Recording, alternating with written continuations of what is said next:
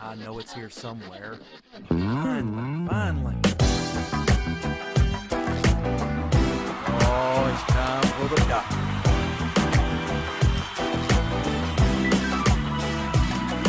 You're listening to Dr. Bill, the computer curmudgeon. Take it away, Doctor. Well, it's that time again, and the doctor is in. It's time once again for Dr. Bill, the computer curmudgeon. Yes, and we are proud members of the Tech Podcast Network, techpodcast.com. If it's tech, it's right here on Dr. Bill, the computer curmudgeon. We are also proud members of the International Association of Internet Broadcasters.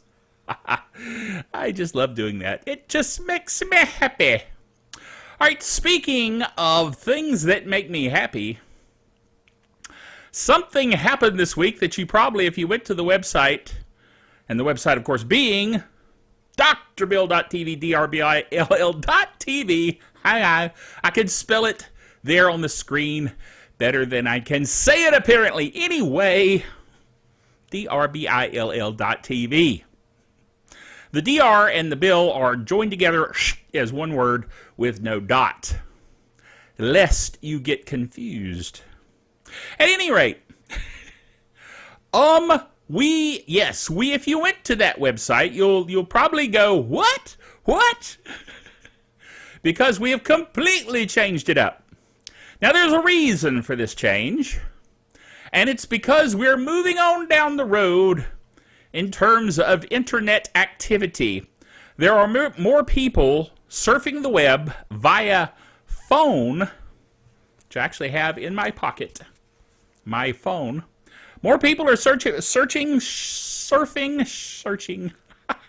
the web with their phone or more mobile device or tablet.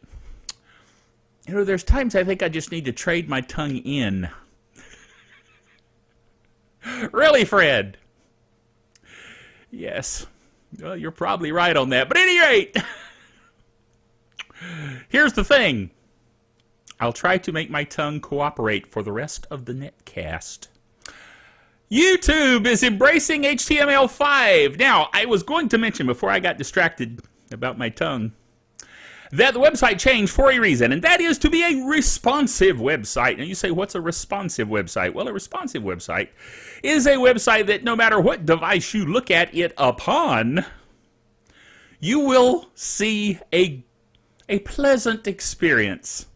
There won't be any of the shifting back and forth, and why can't the website look like it's supposed to? On a phone, it looks like a long, skinny website that you have to keep, scrolling down to see what's going on.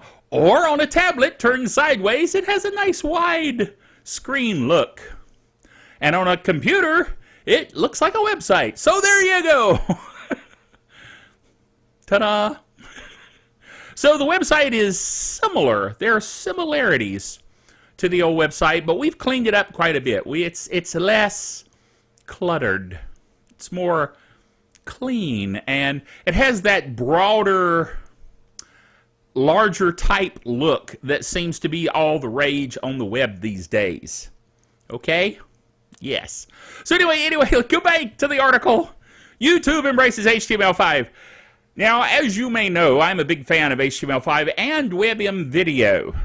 Matter of fact, I was kind of an early adopter in that regard. And the Dr. Bill website, all of our videos there are in WebM type video as their, you might say, primary method. If failing WebM, if you don't have WebM capability, in other words, if you don't have a good browser, a really sorry browser like Internet Explorer, for instance, then you're going to get the M4V version of the video, but you'll still see it. We have kind of optimized our site so that even poor, downtrodden masses that have Internet Explorer will still be able to use our website. We're just nice that way. Now, we do encourage you to step on up to the big time, to that deluxe apartment in the sky, so to speak, of using Google Chrome, which is, of course, the best web browser, bar none. Although Mozilla Firefox is pretty doggone good. It was my choice before Chrome came along. So either one of those is good. Anyway, Ron Amadeo in Ars Technica says, everyone hates Flash, right? You have to install a plugin, it's resource intensive, it doesn't work on mobile, causes all sorts of security problems. Well, YouTube's been working on ridding itself of Adobe's ancient web plugin for several years now. And while the whole site has been slowly transitioning away from Flash, today, this was on January 28th, YouTube announced it will finally serve HTML5 video as a default. Users of Chrome, IE 11, Safari 8, and beta versions of Firefox will all have a flashless experience, which is cool. I'm down with that. So if you don't have a good browser, get a good browser, please. All us web folk that design websites will be much happier. Okay, there's a cool new version of LibreOffice out there. Brand spanking new version, 4.4. Our old buddy, good old Stephen J. Von Nichols, my buddy. He's my buddy because he's such a Linux guy, and I really like reading his articles. He says, who says you can't have fast, good, and cheap? The Document Foundation's latest release of the most popular open source Office suite, LibreOffice 4.4, is quite fast on Linux, Mac OS X, and Windows. It works well on all three desktops. That is desktop operating systems, and it won't cost you a penny. It's completely free because it's open source, which is good. Jan Kitty Kulsolski, the leader of the design team, explained in a statement that LibreOffice 4.4's new beauty comes from redesigned menu bars, context menus, toolbars, status bars, and rulers to make them more useful. Well, I'm all for that.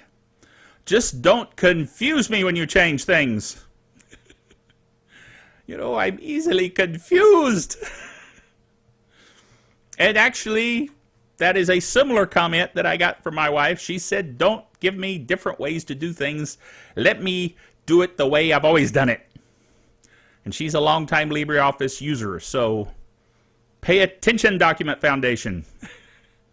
Okay, Kickstarter. Now, you know, there's been some strange things on Kickstarter. For instance, the guy that wanted to make a peanut, that's completely wrong. A potato salad. Peanut. What did that have to do with the potato salad? Anyway, potato salad, and so he got like $10,000 from people that wanted him to have successful potato salad. Well, good for him. Okay? It's one of those wish I'd have thought of that things. But at any rate, this one, though, is bizarre. Exploding kittens. Now, these are not literal exploding kittens. That would be bad. No, these are silly, fun exploding kittens that are actually a new card game. Okay? And so these three guys got together and said, I know what, let's go ahead and put it on Kickstarter and get $10,000 to start their new game. So they put it on Kickstarter. And everybody got so excited about the game, they started contributing toward it, and they now have $5 million. And the headline here says, Exploding Kittens Kickstarter shatters backer records, now 46,000% funded. That was back when it was 4.6 million. Yes, I'm for that. Sure, you need $5 million for a card game using very expensive paper. I guess. Anyway, it says here, this is an article by Tech Times by Steven Schneider. He says, Kickstarter has proven that anyone with a good idea can get the funding they need for their dream or their potato salad. He remembers that as well. Yes, there are stories of projects going unfunded due to lack of coverage, but there are far more tales of success than failure. Of course, there are varying levels of success. Some projects just barely make their funding goal by the time the deadline passes, while others see success within minutes. One such project is the Exploding Kittens Kickstarter, a card game by the creator of the Oatmeal webcomic, The project was funded within minutes of going public and subsequently raised over $1 million in less than an hour. Think about it. You post something, and an hour later, you got $1 million. Dude, I need to come up with a really cool Kickstarter that gets everybody's attention. Know what I mean? Yeesh. Anyway, you should click on the Kickstarter site and watch the video. It's quite bizarre. Exploding kittens. Anyway, whoa! Yes, Fred, you're right. It is time for the Geek Software of the Week. Geek Software of the Week this week is something you already have installed on your computer. Da-dum! How is that possible, you say, Dr. Bill? How can you have a Geek Software of the Week that's already installed on my computer? Did you sneak it there in the middle of the night? No. It sounds like a fun idea, but no. This is actually something built into Windows itself. It's called MSConfig or MSConfig. No, it's MSConfig for Microsoft Config. It is the system configuration tool. Now you may say, Dr. Bill, you're cheating. You should be telling us about Geek Software of the Week, not some built-in program in Windows. Well, maybe so. But the point is, not too many people know about MSConfig. They don't know about its benefits. Now see, as usual, most of my Geek Software of the Weeks come about by the fact that I have various computer issues that I have to deal with day in and day out as people bring me computers and things happen and so forth. And so this was a situation where my wife's computer died. Okay. And so I had to put her hard drive in another computer, which is perfectly okay except for two things. Two things will happen. One is the version of Windows on the hard drive will look at your new computer and go, wait a minute, time out here. This computer is completely different than the one I was installed on, so you're going to have to renew your Windows license. So, not a big deal. I just put in the number and let it do its thing and contact Microsoft, and Microsoft goes, okie doke. Okay, so that was done. But the other weird thing is the computer that had died was a Dell. And it had a Dell startup utility thingy that was starting in the tray. And of course it's not a Dell anymore, so it's completely useless. So I said to myself, I'll use MSConfig. So I went in MSConfig and I clicked on the startup tab, which is the 4th tab over. And I went into that, and I found the Dell config, and I unclicked the little radio button doohickey or whatever. And then I rebooted the computer, and the Dell config utility no longer comes up. Of course, I also went and deleted the Dell directory, just to be clean. I like getting rid of things cleanly. Now, you might say to yourself, well, Dr. Bill, why didn't you just uninstall it? It wasn't that kind of utility. It was just this little slim thing that came up at startup. So that way I was able to get rid of the, Dellware, shall we call it, on the computer. And her computer is doing fine now. So, happy ending to the story. But this is a good illustration of how you can use these kinds of tools to fix things rather than going out and buying a new computer. Which I considered because I like buying new computers, but it costs money. See, that's the problem. That's the fly in the ointment, so to speak. Although there was no fly and there was no ointment. It's a saying. Anyway, next item, old Dropcams will die soon. There goes my phone dingling again. I forgot to turn it off. I should do that before shows start. We'll just hope that it just dingles and doesn't ring. I don't mind the occasional la. That's okay. Anyway, old Dropcams will die soon. This is if you bought a Dropcam, boy, back in 2009, then they will stop working. That's the bad news. The good news is that Dropcam will replace it for free. If you have one of these older cameras, okay? So we're talking about the older models, the original Dropcam and the Dropcam Echo will stop working on April 15th, 2015 in order to celebrate that day that we all have to pay taxes. No, that's not the reason. It's a coincidence, but it is an opportunity to mention that if you have not yet planned on doing your taxes, it is inevitable. Okay. Anyway, April 15th, 2015, both of those older versions of the Dropcam will just die. Why, you ask? Well, the company doesn't say much about that, except that the cameras no longer provide an experience that meets their standards. The original Dropcam had a 320 by 240 resolution and did not record audio. So they basically just didn't want to admit it was their camera anymore. Okay? So, you'll get an HD Dropcam for free if you were an owner of those Dropcams. So, hopefully you registered them, they're in your name, you can get the free HD Dropcam. Okay? Okay. Amazon Echo, which is an interesting thing. Amazon released kind of a Siri in a box. That's what people are calling it, Siri in a box. But we actually have one ordered. It's supposed to come in the summer. It's a long ways off, July, that we're supposed to finally get one. When we do, I'll give you a demo. But in the meantime, I just have to, drool all over it. So I have a picture, over here. You can see it.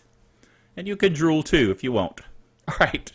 If you don't, doesn't matter to me. Anyway, it's getting a new firmware update that will add some new features. They're getting Pandora, iTunes, and Spotify voice control as part of Amazon Echo. I think it's interesting that it's called Amazon Echo, yet the voice name is Alexa. So you say, hey Alexa, when is Memorial Day? I don't know, something, and it will tell you the answer. Which is good, because I don't know when these things are either. So it's a good thing that I have something to ask come summertime. I'll say, hey Alexa, what day is July the 4th on? And she'll go, what a maroon. They'd probably go, July 4th. Yee. Okay. I'm joking. Anyway. Last item, a web tool to create GIFs. Now, as I've said before, GIF is pronounced GIF, not GIF. I know a lot of people think that they're being really smart by trying to say GIF.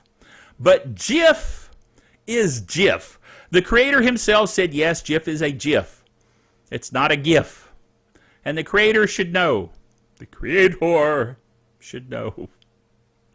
Anyway, a CNET article by Nicole Cosma says, if a large portion of your internet time is looking at GIFs, then you may have looked for a decent GIF creator to make your own. However, many of the free options only let you upload pictures. They don't allow any trimming or pasting of the watermark all over and they also paste their watermark all over the finished product. As an alternative, Imgur has unveiled its own GIF creator, and I have a link there in the article. This tool is for those who want to capture just the right moments, loop them, and then share on Imgur for the masses to see. So if you have a cute kitty photo, cute little kitty, then share it with the world. I mean, that's what the internet is for, is kitty videos and GIFs of kitties. Because kitties rule. Well, they do. And they let you know that, too, as a matter of fact. My kitty tells me all the time, what are you doing in my house? No, my kitty loves me. She's sweet. Very sweet kitty. See picture. You knew I had to share the picture, right? Okay. Anyway, that's about it for this week. Join us again next time. Remember, until then, that the doctor is out of here.